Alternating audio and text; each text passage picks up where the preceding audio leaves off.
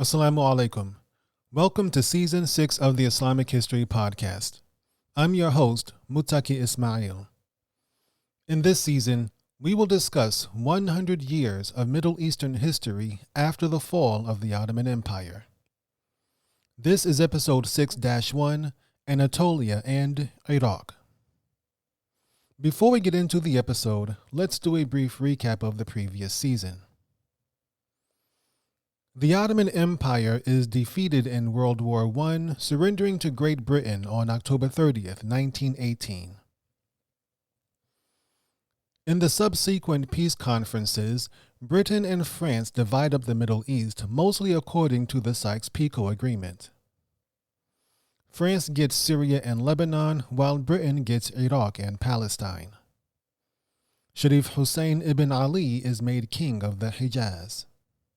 And now that Great Britain controls Palestine, Prime Minister Lloyd George wants to implement the Balfour Declaration and make it into a home for the Jewish people. And with that, let's briefly recap the so-called Arab Revolt. If you'd like to support the Islamic History Podcast and get exclusive content, then become a member of Islamic History Exclusive. We have 2 membership levels, one free and one paid. At the free level, you get access to Season 0, Season 1, and all bonus episodes. The paid membership level is only $48 a year and gets you everything in the free level, plus additional content such as the story of Ibn Zubayr, the life of Salahuddin al-Ayyubi, and inshallah, much more to come. For more information, visit IslamicHistoryX.com.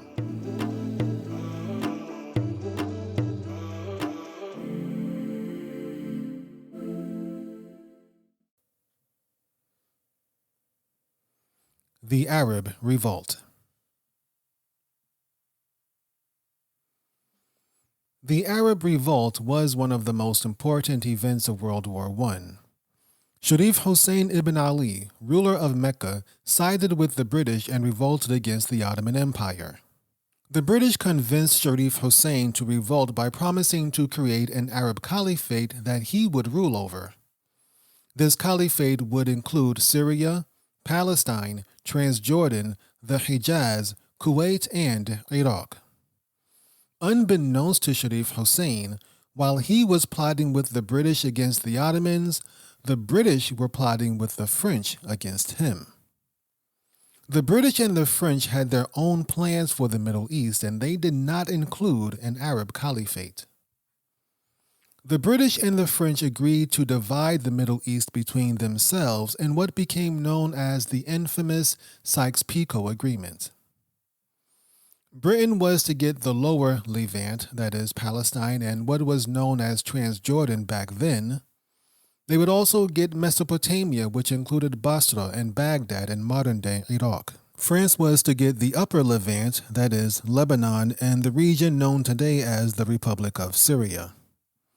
Initially, France was also to get Mosul in what is now northern Iraq. Sharif Hussein, oblivious of Great Britain's double-dealing, announced his rebellion against the Ottoman Empire in July 1916. Over the next 2 years, Sharif Hussein's Arab forces allied with the British to take the Hijaz and most of Syria from the Ottomans. The term Arab Revolt is a misnomer since most Arabs living under the Ottomans did not support Sharif Hussein's rebellion. In fact, most Arabs refused to fight against the caliphate. Only a few local Arab tribes actually took part in this revolt, and even they had to be bribed with hefty British payments. Sharif Hussein's sons, Prince Faisal and Prince Abdullah, along with the British spy T.E. Lawrence, led the Arab forces taking part in this revolt.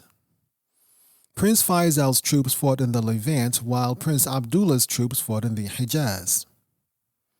It soon became evident these Arab fighters could not take on professional Ottoman soldiers. Instead, they were used as a guerrilla force to harass and ambush the Ottomans. By October 1918, the combined Arab and British forces had defeated the Ottomans in most of the Hejaz and the Levant. Sharif Hussein ruled over the Hejaz while the British occupied Palestine, Transjordan, Lebanon, and Syria up to Damascus. The British had a more difficult time conquering Mesopotamia, which is the region we now call Iraq. The Arab Revolt did not extend that far, so when the British invaded Mesopotamia in late 1914, they were on their own. The first British invasion of Mesopotamia was poorly planned and executed. By the summer of 1916, the British had lost thousands of men in Mesopotamia with very little to show for it. But the British learned from their mistakes. They launched a new Mesopotamia offensive in late 1916, and by the following spring, they had taken Baghdad and were on their way to Mosul. And that was how Great Britain conquered most of the Ottoman territory in the Middle East. The Balfour Declaration. The British captured Jerusalem on December 11, 1917. Jerusalem remained in their possession until the war's conclusion. Then, Colonel Ronald Storrs, a member of British intelligence, became its first British governor. While the British were fighting the Ottomans in the Middle East, Zionist sympathy had taken root in London. This led to the Balfour Declaration in 1917, Britain's promise to establish a Jewish homeland in Palestine. Some people today believe the Balfour Declaration is proof of Britain's treachery against the Arabs. However, the sons of Sharif Hussein, the self-appointed king of the Arabs, actually accepted the declaration. In fact, during the post-war conferences in Paris, Prince Faisal met with Chaim Weizmann, leader of the Zionist movement in Britain. The two men signed an agreement calling for a Jewish state in Palestine known as the Weizmann-Faisal Agreement. There are two key statements in this agreement that should be highlighted. The first is Article 4 that expresses support for Jewish immigration and settlement in Palestine. All necessary measures shall be taken to encourage and stimulate immigration of Jews into Palestine on a large scale, and as quickly as possible, to settle Jewish immigrants upon the land, through closer settlement and intensive cultivation of the soil. In taking such measures, the Arab peasant and tenant farmers shall be protected in their rights, and shall be assisted in forwarding their economic development. The second thing to note is this clause near the bottom of that document.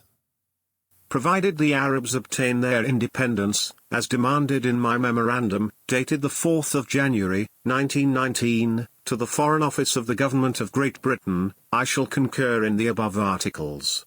But if the slightest modification, or departure were to be made, I shall not then be bound by a single word of the present agreement, which shall be deemed void and of no account or validity, and I shall not be answerable in any way whatsoever. Further proof of Prince Faisal's support of Jewish immigration to Palestine is seen in his correspondence with Felix Frankfurter, leader of the American Zionist movement. In these letters, Prince Faisal expressed his frustration that some Jews and Arabs were causing division between the two groups, while Frankfurter expressed hope both sides could live together in peace. France, on the other hand, was taken aback by this plan. When France plotted with the British to divide up the Middle East, they were promised Syria and Lebanon. To the French, this meant the entire Levant, including Syria, Lebanon, Transjordan, and Palestine. This idea was based on the 12th century Frankish crusader states known as Outremer. But the French were not alone in this idea. Arabic and Islamic sources also refer to this entire region by one term, Biladu Sham. Problems in Iraq. Just like the Levant, or Biladu Sham in Arabic, The word Iraq has historically referred to a region and not necessarily a nation or a state.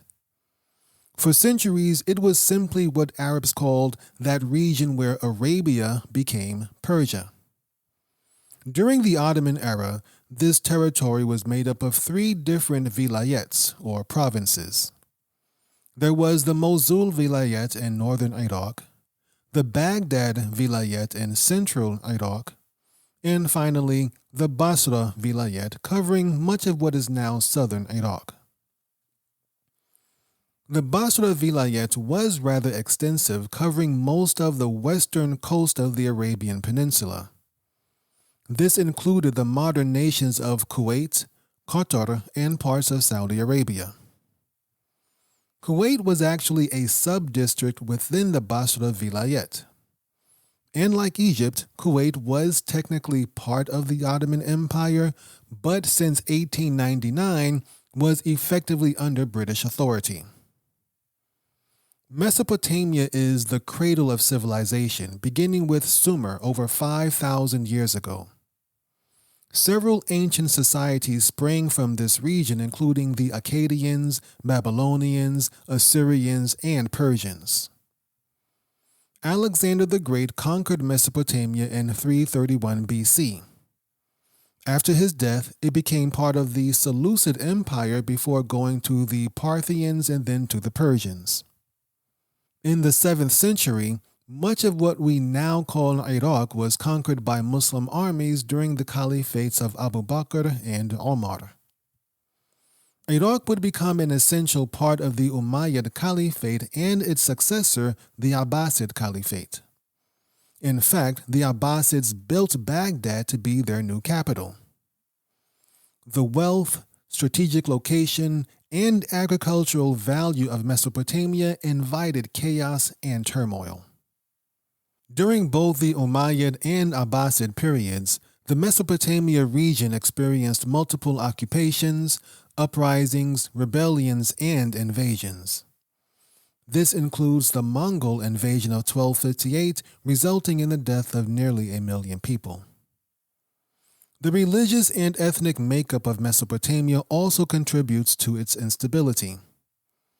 Mosul in the north is mostly populated by Kurds, while Basra and Baghdad are mostly Arab. These regions are further divided along religious lines with Sunni and Shiite neighborhoods. Christian, Jewish, and Yazidi minorities also have their own enclaves. Regardless of their religion or ethnicity, the people of Iraq have always been fiercely independent. The Muslim empires, dating all the way back to the early caliphs, were constantly dealing with uprisings and rebellions. The murder of Caliph Othman ibn Affan is an example of this restlessness. Othman was killed in Medina, but many of his killers came from Kufa in Iraq. Those Iraqis who killed Uthman claimed to support his successor Ali ibn Abi Talib, who was also Prophet Muhammad's cousin. Nonetheless, Ali spent much of his 5-year reign fighting Iraqi rebels known as Khawarij. Ali was eventually assassinated by these Khawarij just after the morning prayer in his Iraqi headquarters. After Ali's death, the caliphate passed to his rival Muawiyah ibn Abi Sufyan, the founder of the Umayyad dynasty. Muawiyah appointed brutal, cruel governors over Iraq who used draconian and heavy-handed methods to pacify the region. This worked in the short term, but did not quell the restless nature of the Iraqis. Ibn Zubayr learned this the hard way when he led a rebellion against Yazid ibn Muawiyah, the second Umayyad Caliph. He spent much of his time fighting the Umayyads on one side and the Iraqi Shiites and Khawarij on the other. This constant fighting sapped Ibn Zubayr's energy and contributed to his ultimate downfall.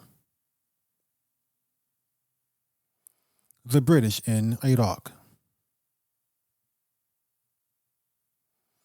Mesopotamia became a part of the Ottoman Empire in 1533.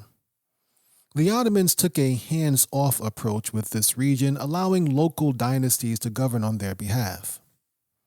However, by the mid-1800s, the Ottomans were trying to centralize their government and attempted to exert direct control over Iraq with varying degrees of success. And then came the British. Great Britain, a Christian, European empire, thought they could do in Iraq what 1,300 years of Muslim rule could not. The British would fail in their attempt to control Iraq. They were not the first, and they would not be the last. When the British took over Iraq after World War I, they tried to impose their understanding of civilization. They tried to create a single Iraqi nationality that ignored ethnicity and religion. Since the British thought they knew what they were doing, they refused to work with local Arab leaders who knew the region and its people. Instead, the British wanted to install someone of their own choosing whom they could control. Besides their arrogance and their ignorance of the region, the British also had a manpower problem. With World War I over, the British public was demanding their government demobilize and bring the troops back home. British military commanders were also hesitant to deploy large troop numbers in Iraq. They believed a large military presence would bring a violent backlash. Additionally, some Arab leaders were pressuring the British for independence. One of these was Talib an-Naqib, the former Ottoman governor of Basra. Active in local politics, Talib an-Naqib was the leader of the Ashraf, or descendants of Prophet Muhammad, in Iraq. The British got their first taste of things to come in 1919 when 3 army officers were killed in northern Iraq. Several more British personnel would be assassinated over the next year. The occupation of Anatolia. The Allied forces entered Istanbul on November 19, 1918, after the Ottomans signed the Armistice Agreement. The Allies immediately imposed a military administration over the empire. On March 4, 1919, the Allies forced Sultan Mehmed VI to dismiss parliament and appoint a new cabinet. The Allies also dissolved the Committee on Union and Progress, the party most young Turks belonged to. The British demanded the arrest of various Turkish leaders for crimes against minorities. Over the next several weeks, the British arrested 60 Turkish officials and sent them to the island of Malta to await trial. Ottoman tribunals resulted in the arrest of an additional 100 Turks. Ultimately, only 3 low-ranking Ottoman officials were executed. British Prime Minister Lloyd George had big plans for Anatolia. He wanted the Americans to accept a mandate over Istanbul and Armenia. He also wanted the Greeks to take Smyrna in western Anatolia, while Italy took southern Anatolia, and France could have the Black Sea region. Meanwhile, he ordered British troops to the Caucasus to protect the recently independent nations there. Lloyd George's plans began to fall apart almost as soon as he made them. The United States had had enough of European wars and had no desire to spend blood and treasure occupying Istanbul. Lloyd George had to use British troops to occupy Istanbul, which he did not mind. But as mentioned earlier, the British public wanted their boys to come home. Hence, the British military was stretched thin. Another idea that did not work out was Lloyd George's promise to create a Kurdish homeland in southeastern Anatolia. That's because he had also promised this same region to the French. To get around this issue, Lloyd George encouraged the Kurds to revolt against the French. However, this backfired when the Kurds subsequently turned against the British, briefly driving them out in 1919. The proposed nation of Kurdistan was never created. The French occupation of southern Anatolia.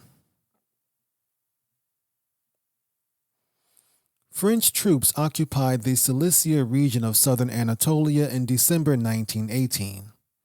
From there, they moved east, absorbing Marash, Ordofa, and Antep along the modern Turkey-Syria border. Despite facing stiff resistance from local Turkish militias, France managed to occupy most of southern Anatolia from Antakya to Antep. The French were more interested in Alexandretta, the region where Anatolia, Syria, and the Mediterranean Sea come together. According to the French, Alexandretta was a natural extension of their Syrian domain. However, Alexandretta was a very diverse region populated by Turks, Arabs, and many other ethnic groups. France eventually incorporated Alexandretta into Syria, but only above the protests of the local Turkish inhabitants. The Italian occupation of Antalya. Italy believed they were getting cheated out of the spoils of the war. Back in 1917, Great Britain had promised the Italians Smyrna in western Anatolia if they joined the war with the Allies. Now that the war was over, Lloyd George wanted Greece to have Smyrna. He was obsessed with the classical Ionian Greek society from the Bronze Age. The Italians decided to occupy Antalya just north of the Mediterranean, hoping to force the Allies to acknowledge their demands. And perhaps the Allies might just let them stay there. On April 29, 1919, thousands of Italian troops stormed the southwestern coast of Anatolia. The Italians also tried to bring in ships to support their troops, but President Woodrow Wilson threatened to send American warships if they did. The Armenian occupation of eastern Anatolia.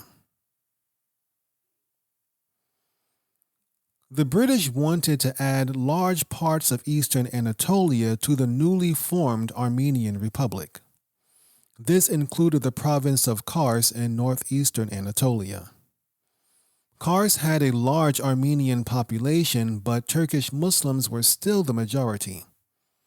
And with the future unclear, these Turks decided to form a government of their own. On January 18, 1919, they formed the Provisional National Government of the Southwestern Caucasus. Lloyd George did not take kindly to that. 4 months later, British forces invaded and occupied Kars, arresting and exiling its new government's officials. In July 1920, Britain transferred Kars to Armenia. The Greek occupation of Smyrna. As mentioned earlier, Lloyd George was fascinated with ancient Greece and wanted to recreate a Greek empire. To keep the Italians out, he encouraged Greece to occupy Smyrna in western Anatolia. The Greeks were supposed to be there for 5 years, after which the people could vote to become part of Greece or remain with the Ottomans. During that 5-year period, Lloyd George expected thousands of Greek Christians to move to Smyrna, thereby making the vote a foregone conclusion. Greek troops landed in Smyrna, also known as Izmir in Turkish, on May 15, 1919. From there, they pushed eastward, taking the cities of Menemen, Tarbali, Selçuk, Biyandir, and Foça by the end of the month. The Greeks then took Bursa in northern Anatolia and Erdene in Thrace in July 1919. Lloyd George justified this occupation by stating these regions were historically more Greek than Turkish anyway. What he really meant was that these regions were more Christian than Muslim. Greece did its best to remove Smyrna's Turkish and Islamic identity. Muslim officials were removed from public service. Public education was only available to Christian children. Christian missionaries were placed in charge of all orphanages, and orphans were considered Christian unless proven otherwise. In addition to these subtle acts of aggression, the Muslims of Smyrna were under constant threat of violence, and many were even murdered by Christian mobs. Inevitably, once they got over the shock of defeat, the Turks focused their wrath on their foreign occupiers. The first strike against Greek occupation took place in the town of Ayvalık in western Anatolia, where Turkish war veterans engaged with Greek forces. 3 days later, the Greeks fought a 6-hour gun battle with local militias in the village of Hasilias, also in western Anatolia. The Greeks repulsed these disorganized militias but took their anger out on the local population. They continued pushing east, taking the towns of Odamis and burning a village along the way. The Greeks continued east, taking Bergama in June and then Akhisar, which was outside the Smyrna district.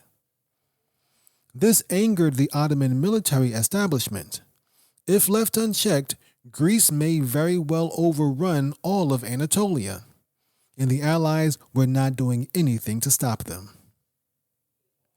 Turkish General Yusuf İzzet Pasha took up the fight against the Greeks.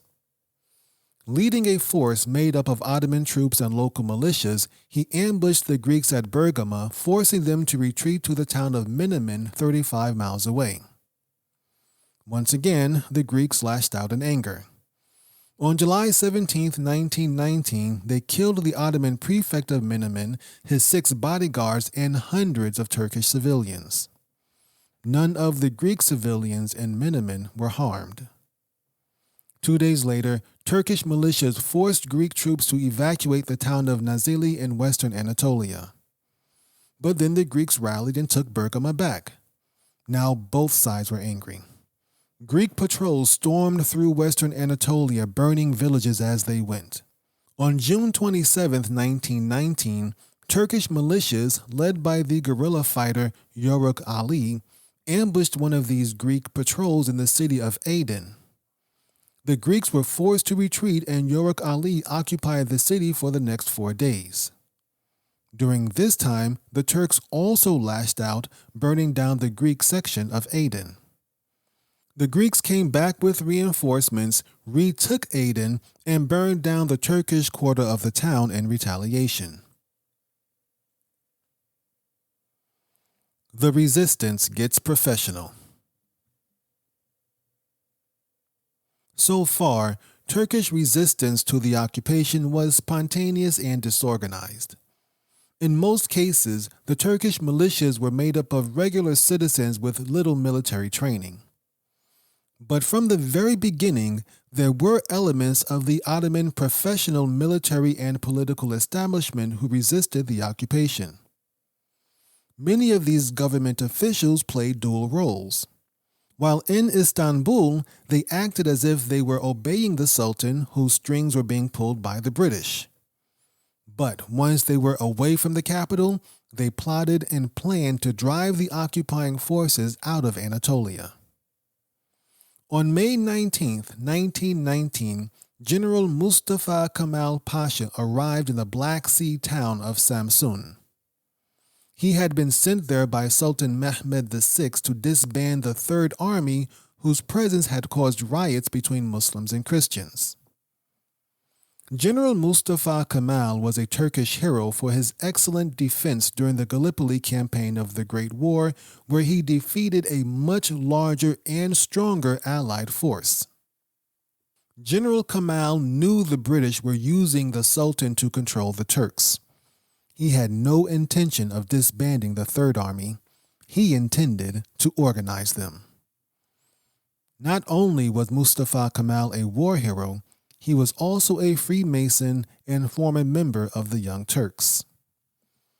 The Third Army that he was supposed to disband had been at the center of the coup that overthrew Sultan Abdul Hamid II back in 1908. Back then, the Third Army was a hotbed of Masonic and secret society activity, including the Young Turks. Mustafa Kemal was right at home amongst the soldiers and officers of the Third Army.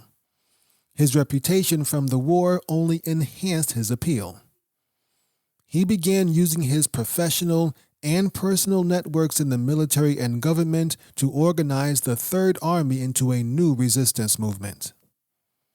When the Sultan back in Istanbul found out, he dismissed Kemal and ordered his arrest.